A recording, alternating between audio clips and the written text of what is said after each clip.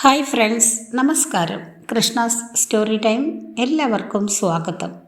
ശ്യാമവർണ്ണൻ കഥ കേൾക്കാം. ശ്യാമവർണ്ണൻ വായിച്ചു തുടങ്ങിയത് എല്ലാവരും കേൾക്കുന്നുണ്ടാകുമെന്ന് കരുതട്ടെ. എല്ലാവർക്കും ശ്രീകൃഷ്ണ ഭഗവാന്റെ അനുഗ്രഹാശിസ്സുകൾ ഉണ്ടാകട്ടെ എന്ന് പ്രാർത്ഥിക്കുന്നു. ഇന്നത്തെ ഭാഗത്തിലേക്ക്. ഓം ശ്രീകൃഷ്ണ പരമാത്മനേ നമഃ. ഭാഗം 5. കുസൃതി ചക്കൻ. വ്യാസൻ ശുകനോട് പറഞ്ഞു, അവൻ വീട്ടിൽ നിന്ന് പുറത്തേക്കിറങ്ങി വെണ്ണയ്ക്കും സ്നേഹത്തിനുമായി മറ്റു വീടുകളിലേക്ക് എത്തിയപ്പോൾ അവന് അതിരുകളും അവിശ്വാസവും ഉഗ്രകോപവും ശുണ്ഠിയും നേരിടേണ്ടതായി വന്നു. ഈ കഥകൾ നിന്റെ പ്രതിരോധങ്ങൾക്ക് പദം വരുത്തട്ടെ. നിന്റെ ഹൃദയത്തിലേക്ക് ഒരു വിസ്താരമേറിയ പ്രവേശന കവാടം തുറന്നിടുകയും ചെയ്യട്ടെ. അടുത്ത ഭാഗം. യശോദ ശ്യാമിനെ അലങ്കരിക്കുന്നു. അങ്ങനെ അവസാനം മറ്റു കുട്ടികൾക്കൊപ്പം കളിക്കുന്നതിനായി ബലരാമനൊപ്പം ശ്യാമിനെ വീട്ടിൽ നിന്ന് പുറത്തിറങ്ങുന്നതിന് യശോദ അനുവദിക്കുന്ന സമയം സമാഗതമായി. വളരെ വേഗം തന്നെ അവനും പുതിയ സാഹസകൃത്യങ്ങൾക്കായി എന്നും അന്വേഷിച്ചു കൊണ്ടിരുന്ന കുട്ടികളുടെ ഒരു കൂട്ടത്തിൻ്റെ ഭാഗമായി മാറി. അവർ അവരെ സ്വയം പരിരക്ഷിച്ചു വന്നു. മാതാപിതാക്കളുടെ ശാസിക്കലിലൂടെയും തങ്ങളുടെ പിന്നാലെ പാഞ്ഞു നടക്കലിലൂടെയും തങ്ങൾക്ക് ലഭിച്ചിരുന്ന ശ്രദ്ധ അവർ ആസ്വദിക്കുകയും ചെയ്തിരുന്നു. കുട്ടികളുടെ കോമാളിത്തരങ്ങളിൽ രസം പിടിച്ച മുതിർന്നവർ പാതി മനസ്സോടെ അവരെ അച്ചടക്കം ശീലിപ്പിക്കുവാൻ ശ്രമിക്കുകയും ചെയ്തു. ഒരു ദിവസം ശ്യാം കരഞ്ഞുകൊണ്ടാണ് വീട്ടിലെത്തിയത്. ഞാൻ നിങ്ങളുടെ മകനല്ലെന്ന് അവർ പറയുന്നു. ഞാൻ പശുപാലക ഗോത്രത്തിൽപ്പെട്ടവനും അല്ലത്രേ. ഞാൻ ഒരു അന്യനാണ്, ഒരു വളർത്തുപുത്രൻ. അതുകൊണ്ടാണ് അവരെല്ലാവരും നിങ്ങളെപ്പോലെ വെളുത്തിരിക്കുന്നത്. എനിക്ക് മാത്രമാണ് ഇരുണ്ട നിറമുള്ളത്. യശോദ ശ്യാമിനെ കെട്ടിപ്പുണർന്നു.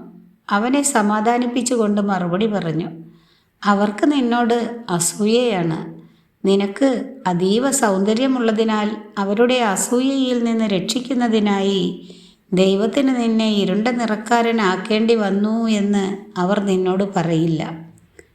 നീ എൻ്റെ മകനാണ്, എൻ്റെ ശരീരത്തിൽ നിന്ന് ജനിച്ചവൻ. അതൊരിക്കലും മറക്കാതിരിക്കുക.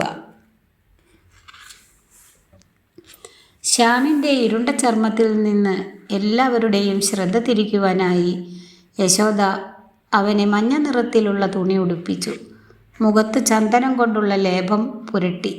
കാട്ടുപൂക്കളും തുളസി ഇലകളും കൊണ്ടുള്ള മാലകൾ കഴുത്തിലണിയിച്ചു. അവൻ്റെ മുടിയുടെ ഉച്ചിക്കുടുമയിൽ ഒരു മയിൽപീലിയും തിരുകി വെച്ചു. ബലരാമൻ്റെ ശരീരത്തിൻ്റെ വെളുത്ത നിറത്തിൻ്റെ നേർവിപരീതമാണ് കൃഷ്ണൻ്റെ ശരീരത്തിൻ്റെ ഇരുണ്ട നിറം. കൃഷ്ണൻ ഇരുണ്ട വിഷ്ണുവാണ്. പല പാരമ്പര്യങ്ങളിലും ബലരാമൻ വെളുത്ത ശിവനാണ്. ശിവൻ കർപ്പൂരം പോലെ വെളുത്ത നിറമുള്ള കർപ്പൂര ഗൗരാംഗനാണ്.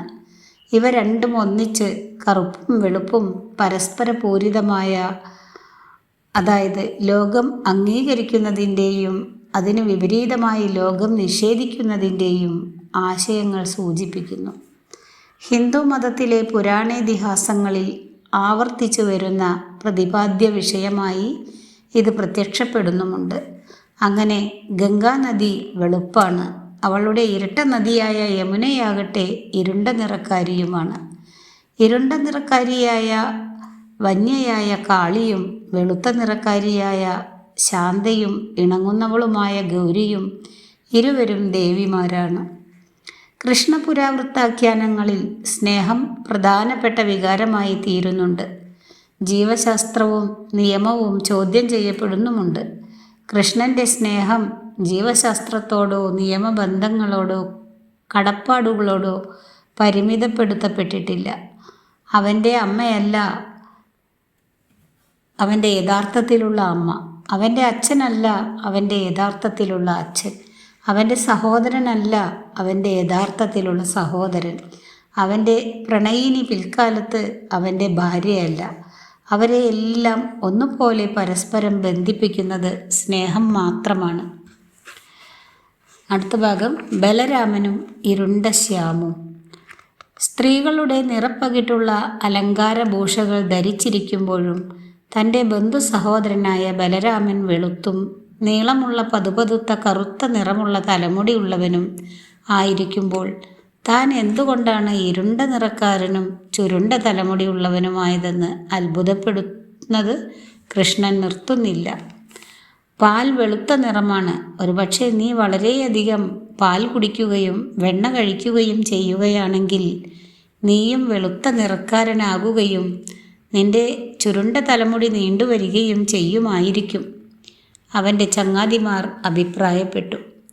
അതുകൊണ്ട് ശ്യാം പാൽ കുടിക്കുവാനും ധാരാളം പാൽപ്പാടയും വെണ്ണയും കഴിക്കുവാനും തുടങ്ങി. അങ്ങനെയാണ് പാലിനോടും പാൽ ഉൽപ്പന്നങ്ങളോടും അവന് സ്നേഹം തോന്നി തുടങ്ങിയത്.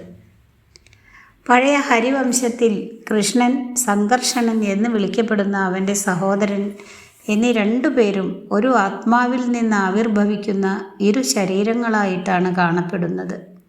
സഹോദരന്മാർ തമ്മിലുള്ള ഇഴയടുപ്പത്തിന് ഗുപ്തകാലഘട്ടത്തിൽ വളരെ പ്രചാരമുണ്ടായിരുന്നു. പക്ഷെ പിന്നീട് അർജുനൻ, രാധ, ഉദ്ധവൻ എന്നിവർ കൃഷ്ണൻ്റെ ചങ്ങാതിമാരായപ്പോൾ ഈ അടുപ്പം ക്രമേണ കുറഞ്ഞു വന്നു. സൂർദാസ് ജീവിച്ചിരുന്നത് 16-ാം നൂറ്റാണ്ടിലാണ്. കൃഷ്ണനെക്കുറിച്ച് ബ്രജ് ഭാഷയിൽ അനേകം പാട്ടുകൾ രചിച്ചതിനാൽ ഈ ഗാനശേഖരമായ സൂർസാഗരം ഒരു സമുദ്രം എന്നറിയപ്പെടുവാനും തുടങ്ങി. അവയിൽ യശോദയെ നാടൻ ഭാഷയിൽ ജശോമതി എന്നാണ് പരാമർശിക്കുന്നത്. അദ്ദേഹം ശ്രദ്ധ കേന്ദ്രീകരിച്ചിരിക്കുന്നത് അമ്മമാരുടെ വാത്സല്യഭാവത്തിനും ഗോപികമാരുടെ മാധുര്യഭാവത്തിനുമാണ്. സൂർദാസിൻ്റെ ഗാനങ്ങളിൽ താൻ എന്തുകൊണ്ട് ഇരുണ്ടിരിക്കുന്നു എന്നും തൻ്റെ തലമുടി ബലരാമൻ്റേതുപോലെ നീണ്ടതല്ലാത്തത് എന്തുകൊണ്ട് എന്നും കൃഷ്ണൻ പലപ്പോഴും അത്ഭുതപ്പെടുന്നുണ്ട്. ഒരു കറുത്ത പശുവിൻ്റെ വെളുത്ത പാൽ അവന് നിറം വെപ്പിക്കുമെന്നും അവൻ്റെ തലമുടിയുടെ നീളം വർദ്ധിപ്പിക്കുമെന്നും അവൻ്റെ അമ്മ ഊന്നി പറഞ്ഞു. അങ്ങനെ ഈ വരികൾ: അവൻ പാൽ അല്പാൽപമായി കുടിക്കുന്നു. അമ്മ പറയുന്നത് കള്ളമാണോ എന്നറിയാനായി തൻ്റെ തലമുടി കെട്ടിവെക്കുന്നു. അവൻ മുടി ചെവിക്ക് താഴേക്ക് വലിച്ചു കെട്ടുമ്പോഴുള്ള അവൻ്റെ മുഖഭാവം കണ്ട് യശോദ ചിരിക്കുന്നു.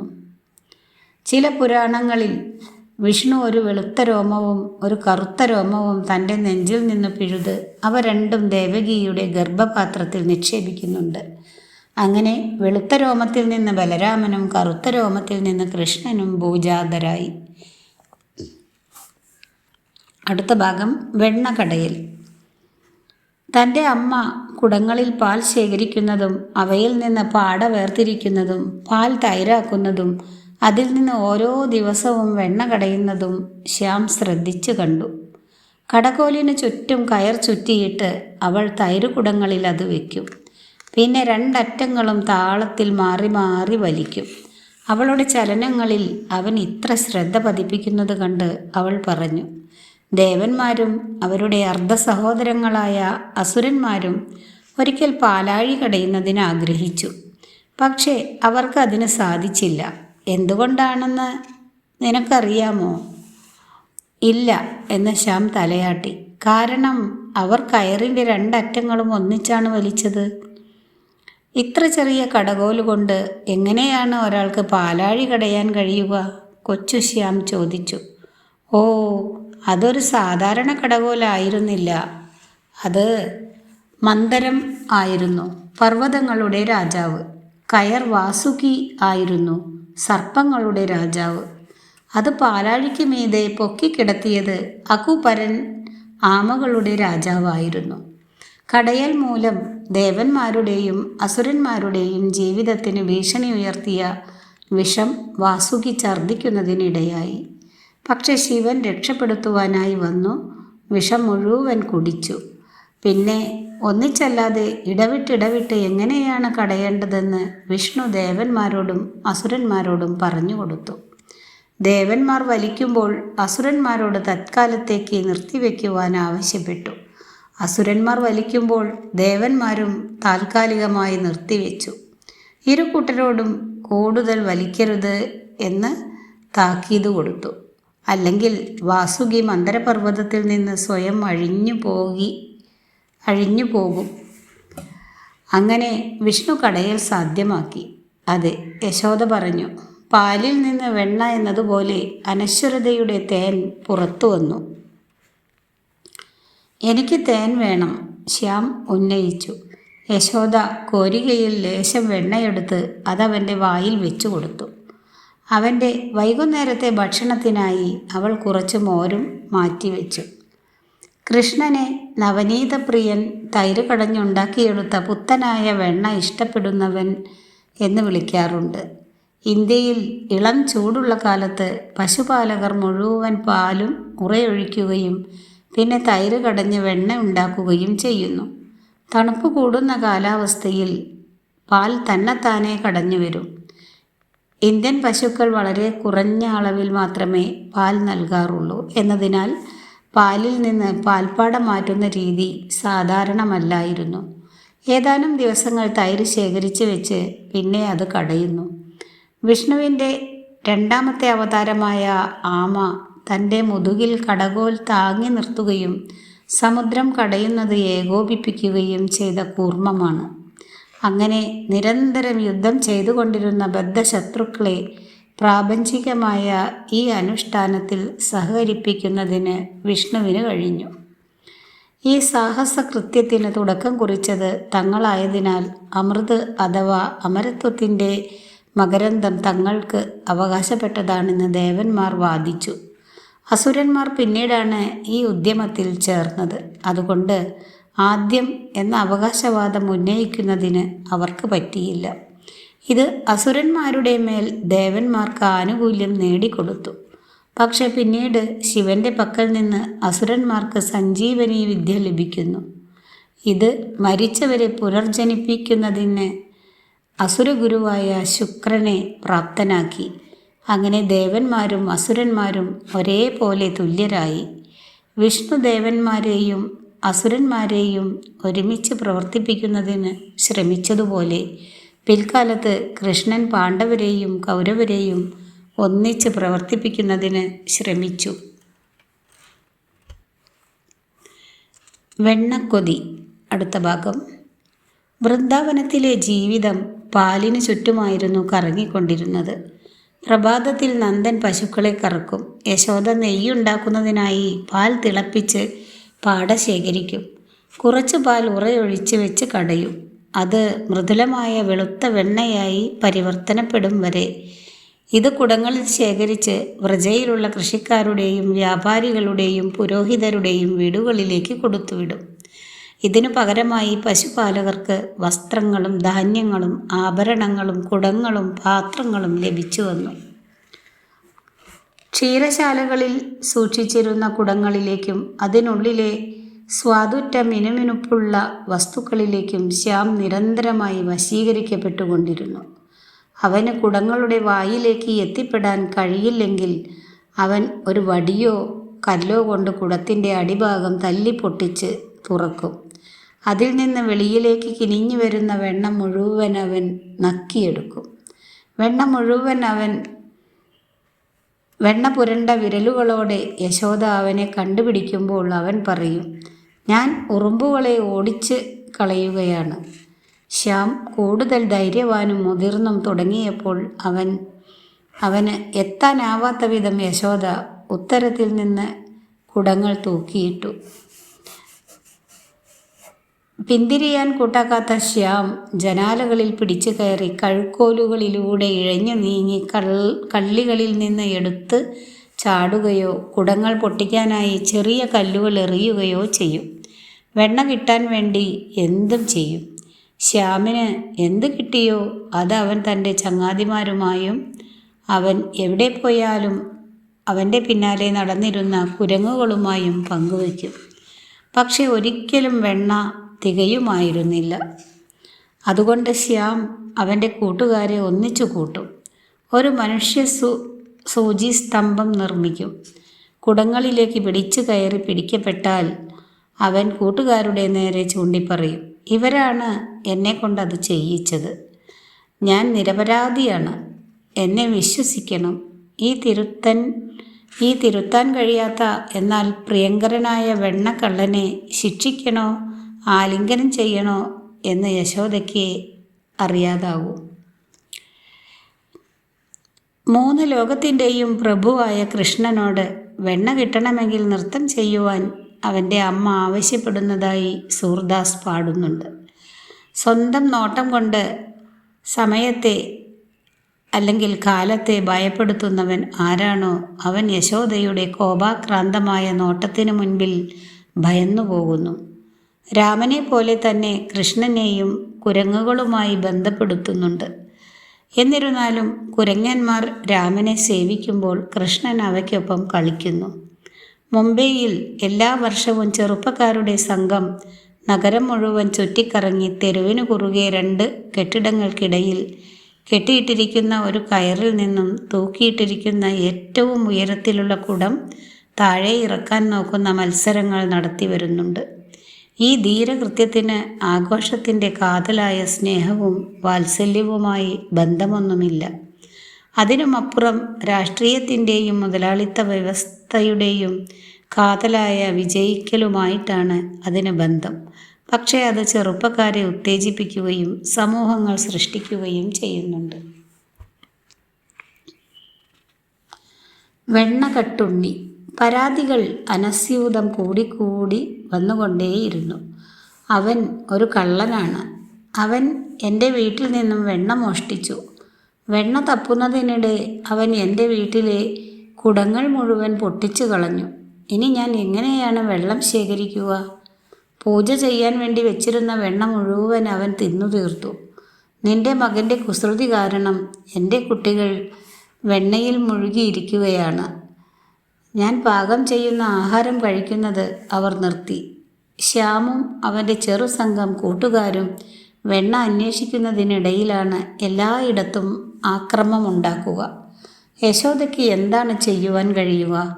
തൻ്റെ മകനെ ശിക്ഷിക്കുക, അവനെ രക്ഷിക്കുക, അവൻ്റെ അതിവിചിത്രമായ വിശദീകരണങ്ങൾ കേട്ട് ചിരിക്കുക. ആ ചെറിയ കുട്ടിയെ അടിക്കുവാനായി അവൾ ഒരിക്കൽ തൻ്റെ കൈ ഉയർത്തി. പക്ഷേ അവൻ്റെ കുസൃതി മുറ്റിയ തിളങ്ങുന്ന കണ്ണുകളിലേക്ക് ഒന്ന് നോക്കിയുള്ളൂ. അവളുടെ ഹൃദയം ഉരുകിപ്പോയി. അവൾ ആസ്വദിക്കുവാൻ ആഗ്രഹിച്ചിരുന്ന വെണ്ണ അവനാണ് ആ കൊച്ചു കുസൃതിക്കുരുന്ന്. അവൾ കപടമായ ക്രൗര്യം അഭിനയിച്ചുകൊണ്ട് അവനെ തുറിച്ചു നോക്കിയാലോ? അവൻ ചുണ്ടു കൂർപ്പിച്ചുകൊണ്ട് ഘോരമായ വാക്കുകൾ പറയും. നിനക്ക് എന്നെ തീരെ സ്നേഹമില്ല. നീ എന്നെ വിശ്വസിക്കുന്നില്ല. നീ അവരെയാണ് സ്നേഹിക്കുന്നത്. നീ അവരെയാണ് വിശ്വസിക്കുന്നത്. ഞാൻ നിൻ്റെ മകനല്ല എന്ന കേട്ടുകേൾവി ചിലപ്പോൾ നീയും വിശ്വസിക്കുന്നുണ്ടാവും. സാധാരണ കുട്ടികൾ ചെയ്യാറുള്ളതുപോലെ തന്നെ അവനും കൗശലം ഒപ്പിക്കുന്നതാണെന്ന് അവൾക്കറിയാമായിരുന്നു. എന്നിരുന്നാലും അവൾ സ്വയം ഒന്ന് സംശയിച്ചു. ഇനി അത് ഒരുപക്ഷെ സത്യമായിരിക്കുമോ? അവനേക്കാൾ അധികം മറ്റു കുട്ടികൾ തനിക്ക് പ്രധാനമാകുന്നുണ്ടോ? യശോദ അവനെ മാറോടടക്കി പിടിച്ചുകൊണ്ട് സമാശ്വസിപ്പിക്കും, സ്വയവും സമാധാനിക്കും. ഞാൻ നിന്നെ സ്നേഹിക്കുന്നുണ്ട്, നിന്നെ മാത്രം. നീയാണ് എൻ്റെ ജീവിതം. യോഗികളായ കവികളുടെ ഗാനങ്ങൾ എപ്പോഴും ആരംഭിക്കുന്നത് യശോദയുടെ മകൻ തങ്ങളുടെ വെണ്ണ മോഷ്ടിക്കുന്നതിനെപ്പറ്റി ഗോപികമാർ അവളോട് പരാതി പറയുന്നതിനെക്കുറിച്ചും തൻ്റെ മകനെ ശിക്ഷിക്കണോ അതോ രക്ഷിക്കണോ എന്ന് അവൾക്ക് അറിയാതിരിക്കുകയും ചെയ്യുന്നിടത്ത് വെച്ചാണ്. നമ്മാൾവാർ 1000 വർഷങ്ങൾക്ക് മുൻപ് ജീവിച്ചിരുന്ന കവിയോഗി വെണ്ണ മോഷ്ടിച്ചതിൻ്റെ പേരിൽ കൃഷ്ണനെ അടിക്കുന്നതായി കവിത എഴുതി കഴിഞ്ഞപ്പോൾ അതിൽ സ്തബ്ധനായി നിശബ്ദതയിലേക്ക് പിൻവാങ്ങി. ദൈവത്തെ അങ്ങനെ മനുഷ്യനാക്കുന്നതിൽ അനുവദിച്ച സ്വർഗീയമായ അനുഗ്രഹത്താൽ അദ്ദേഹം പരവശതയിൽ ആഴ്ന്നുപോയി. കൃഷ്ണൻ എന്നത് അങ്ങേയറ്റം സംസ്കൃതവൽക്കരിക്കപ്പെട്ട ഒരു പേരാണ്. ബംഗാളിൽ അവൻ കേഷ്ടോ ആണ്. ഗംഗാ സമതലങ്ങളിൽ അവൻ കൻഹയാണ്. തമിഴകത്ത് അവൻ കണ്ണനാണ്. മഹാരാഷ്ട്രയിൽ അവൻ കനോബയാണ്. മഹാരാഷ്ട്രയിലെ കവിയോഗി സന്ത് ആയ നാമദേവൻ 400 വർഷങ്ങൾക്ക് മുൻപ് ജീവിച്ചിരുന്നയാൾ പാലിൻ്റെയും വെണ്ണയുടെയും കുടങ്ങളിലേക്ക് എത്തിപ്പിടിക്കുന്നതിനായി തടി ഇരിപ്പിടങ്ങൾ ഒന്നിനു മുകളിൽ ഒന്നായി അടുക്കി വയ്ക്കുന്ന കൃഷ്ണനെ പറ്റി കവിത രചിച്ചിട്ടുണ്ട്. അവൻ്റെ ചങ്ങാതി പെണ്ഡ്യൻ അവനെ ആരാധനയോടെ നോക്കുന്നുമുണ്ട്. അവനെ പിടിക്കുവാനായി കാത്തിരിക്കുന്ന ഗോപിക പ്രത്യക്ഷപ്പെടുമ്പോൾ കൃഷ്ണൻ തൻ്റെ വായിൽ നിന്ന് അവരുടെ കണ്ണുകളിലേക്ക് പാൽ ചീറ്റി തെറിപ്പിക്കുന്നു. സന്തോഷത്താൽ കൂക്കി വിളിച്ചുകൊണ്ട് ഓടിപ്പോവുകയും ചെയ്യുന്നു. ഗുജറാത്തിലെ ഒരു കവിയായ നാഴ്സി മെഹ്ത പരാതി പറയുന്ന ഇടയ സ്ത്രീകളോട് തൻ്റെ മകൻ ഒരിക്കലും വീട് വിട്ട് പുറത്തു പോകാറില്ല. അവൻ എപ്പോഴും അകത്തു തന്നെയുണ്ട്. അതിനാൽ അവൻ അവരുടെ വീടുകളിൽ കുസൃതികൾ ഒപ്പിച്ചിരിക്കുന്നതിന് സാധ്യതയൊന്നുമില്ല എന്ന് യശോദ പറയുന്നതായി 500 വർഷങ്ങൾക്ക് മുൻപ് ഗുജറാത്തിയിൽ കവിത രചിച്ചു. ഇത് ഉള്ളിൽ വസിക്കുന്ന ആത്മാവിനെ അന്തര്യാമി സംബന്ധിച്ചുള്ള ഒരു സമർത്ഥമായ ദ്വയാർത്ഥ പ്രയോഗമാണ്. അദ്ദേഹം കൃഷ്ണനെ കാഞ്ചി എന്നാണ് പരാമർശിച്ചിരിക്കുന്നത്. ഇതോടുകൂടി ഇന്നത്തെ ഭാഗം അവസാനിപ്പിക്കുന്നു. അടുത്ത ദിവസം ജലകുംഭങ്ങൾ പൊട്ടിക്കുന്നു എന്ന് തുടങ്ങുന്ന ഭാഗം തൊട്ട് കേൾപ്പിക്കാം. വീഡിയോ ഇഷ്ടമായാൽ എല്ലാവരും ഒന്ന് സബ്സ്ക്രൈബ് ചെയ്യുക, ലൈക്ക് ചെയ്യുക, ചാനലിനെ സപ്പോർട്ട് ചെയ്യുക. Thank you.